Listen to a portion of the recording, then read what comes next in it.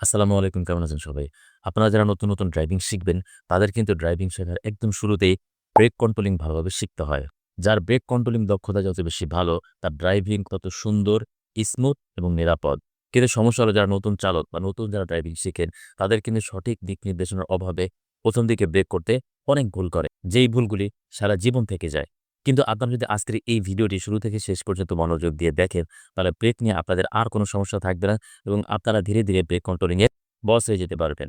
দর্শক আজকের এই ভিডিওতে আমি আপনাদেরকে দেখাবো কি উপায়ে আমরা ব্রেক করতে পারি, কয় ধরনের ব্রেক আছে অর্থাৎ আমরা যখন ব্রেক করব তখন আমরা কয় ধরনের ব্রেক করি বা কোন সিচুয়েশন এ আমরা কিভাবে ব্রেক করব। প্রথমেই বলব আমরা কি উপায়ে ব্রেক করতে পারি। দেখেন আমরা সাধারণত ২ ভাবে ব্রেক করি। একটা হলো পা দিয়ে, আরেকটা হলো হাত দিয়ে বা হ্যান্ড ব্রেক দিয়ে। দেখেন অনেক সময় আমাদের কিন্তু পায়ের যে ব্রেকটা সেই ব্রেকটা অনেক সময় কাজ করে না বা ব্রেক ঠিক হয় তখন কিন্তু আমরা এই হাতের ব্রেক দিয়ে ব্রেক করে থাকি।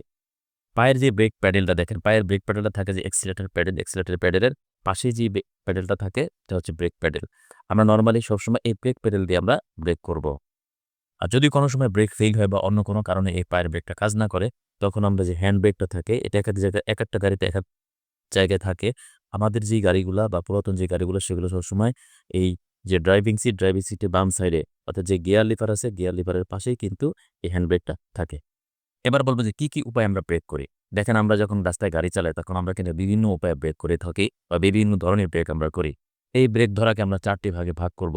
১ নাম্বার হইতেছে সফট ব্রেক বা নরমাল ব্রেক, ২ নাম্বার হইতেছে ফুল ব্রেক বা হার্ড ব্রেক, ৩ নাম্বার হইতেছে ইমার্জেন্সি ব্রেক, ৪ নাম্বার হইতেছে ইঞ্জিন ব্রেক।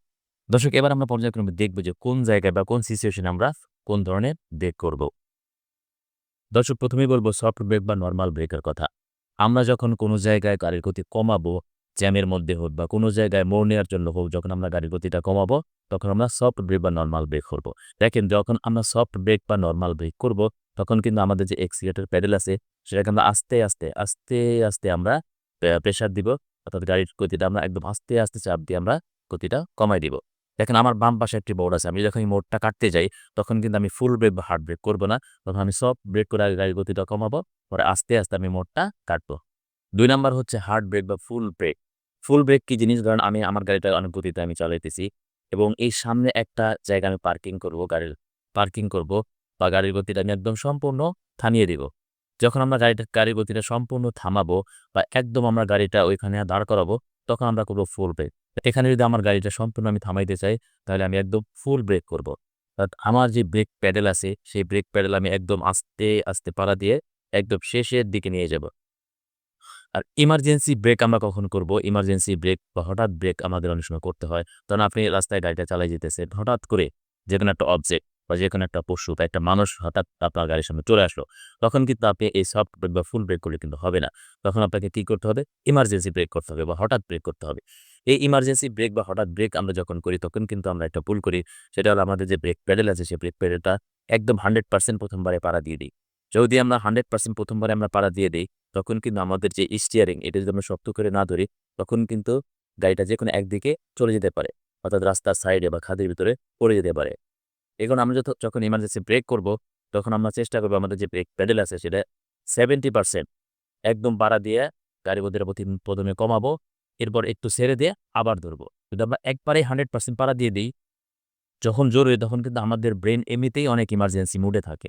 তখন যদি আমাদের যে গাড়ি আছে, গাড়ির যে ব্রেক প্যাডেলটা আমরা একবারে 100% পাড়া দিয়ে দিই, তখন কিন্তু আমাদের গাড়ির গতিটা অনেক সময় কন্ট্রোল লেস হয়ে যেতে পারে বা নিয়ন্ত্রণহীন হয়ে আশেপাশে অন্য কোনো অবজেক্টের সাথে লেগে দুর্ঘটনা করতে পারে।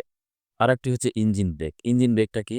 আমরা যখন ম্যানুয়াল গাড়ি চালাই তখন আমরা যখন ব্রেক করি তখন ১ম এ কি করি? আমাদের যে ক্লাচ প্যাডেল আছে, ক্লাচ প্যাডেলে পাড়া দেই। ক্লাচ প্যাডেলে পাড়া দেওয়ার পরে আমরা ব্রেক প্যাডেলে পাড়া দিই। এটা হলো নরমাল ব্রেক।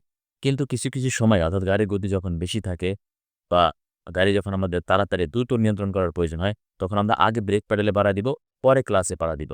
অর্থাৎ কোনো ম্যানুয়াল গাড়ির গতি যদি ৪০ এর উপরে থাকে, তাহলে আপনারা আগে ব্রেক প্যাডেল পাড়া দিবেন। ব্রেক প্যাডেল পাড়া দেওয়ার পরে গাড়ির গতি যখন একবারে কমে যাবে, এরপরে আপনারা গাড়ি বন্ধ হওয়ার আগে ক্লাচটা পাড়া দিবে। এক্ষেত্রে কি হবে? আপনি যদি উইথআউট ক্লাচে মানে ক্লাচ ধরা ছাড়া ব্রেক করেন, তাহলে আপনার গাড়ি আপনি খুব দ্রুত কন্ট্রোল করতে পারবে।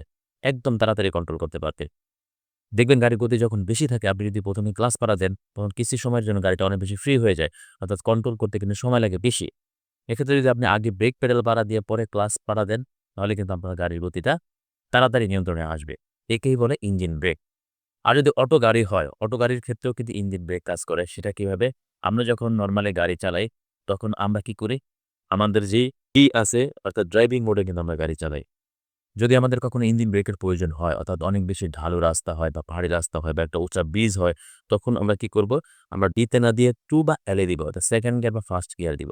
আপনি যখন 2nd গিয়ার বা 1st গিয়ারে গাড়ি চালাবেন, তখন কিন্তু অটো গাড়িতে অটোমেটিক একটা ইঞ্জিন ব্রেক কাজ করে।